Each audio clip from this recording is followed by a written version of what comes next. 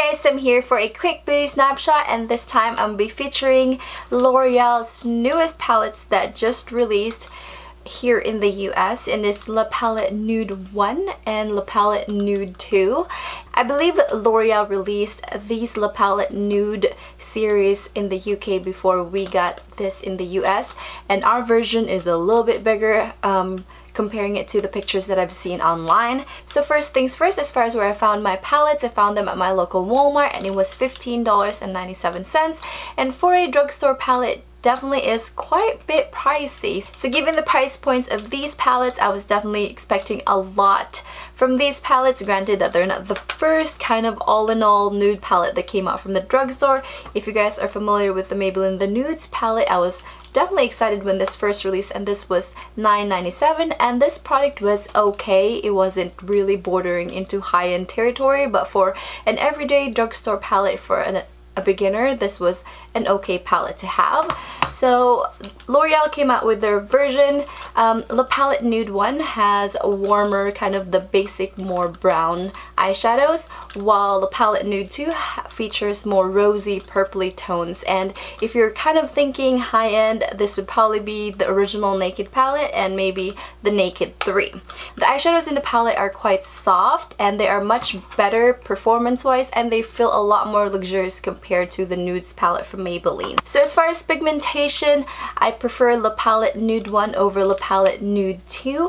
I feel like the eyeshadows are quite decent, but I had such high expectations from the palette that for me, even though the pigmentation was okay, I felt like performance-wise it was kind of lacking. Even though the eyeshadows were really soft, the matte eyeshadows kicked up a lot of powder, and they just didn't build that amount of color on my eyelids like I wanted it to. If you're on a budget and you wanted just a quick neutral palette that you can wear every day, I felt like this would make a decent alternative.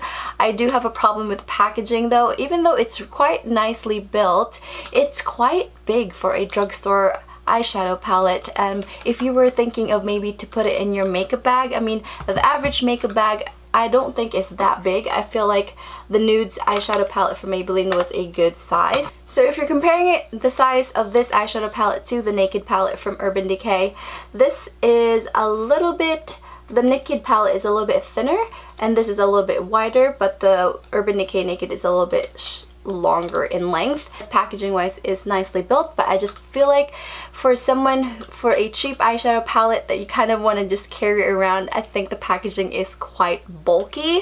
The eyeshadows in the palette are quite big though. The Naked palettes have 12 eyeshadows and these have 10. It contains about 1.75 grams of product per eyeshadow, whereas I believe the Naked palettes, that's the full-size Urban Decay eyeshadow, it has 1.3, and the Nudes palette only has about 0.87. So you are getting a lot of product from these eyeshadow palettes. In comparing the two palettes, I do prefer La Palette Nude 1 over La Palette Nude 2. I felt like the Nude 2 palette had a lot more mattes in this palette, but I felt like the eyeshadows were a lot more powdery and they just didn't perform well on the eyes compared to La Palette Nude 1. I feel like this would be a great everyday eyeshadow palette, whereas this could cater more towards if you were leaning towards wearing more purpley tones or mauvey tones that this eyeshadow palette have, whereas this can be more versatile and you can wear this almost every day because it has your basics. The only thing is that's lacking in both palettes is a very nice black eyeshadow, maybe as a liner shadow that you may want to use,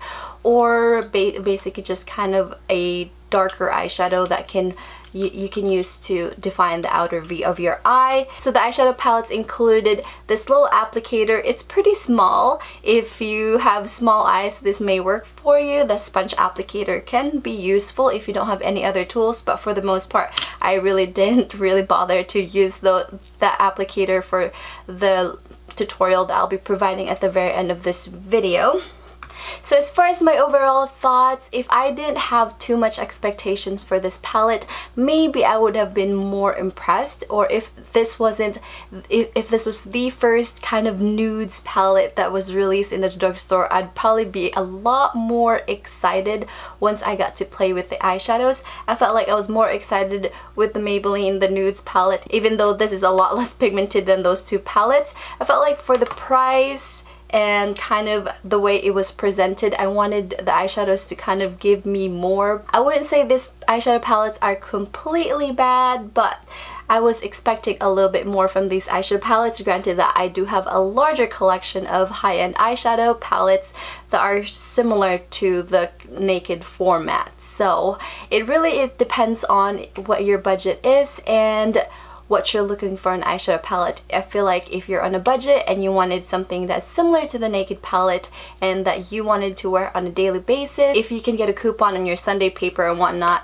I mean, if you were debating between these two, I would prefer the La Palette Nudes because pigmentation wise and as far as the amount of shadows that you do get in the palette, it's a lot more than the Maybelline. So that is it for my beauty snapshot. I hope this was helpful, and I do have a mini tutorial at the very end of the video. I used a La Palette Nude one just so you can see how the eyeshadows perform in my eyes.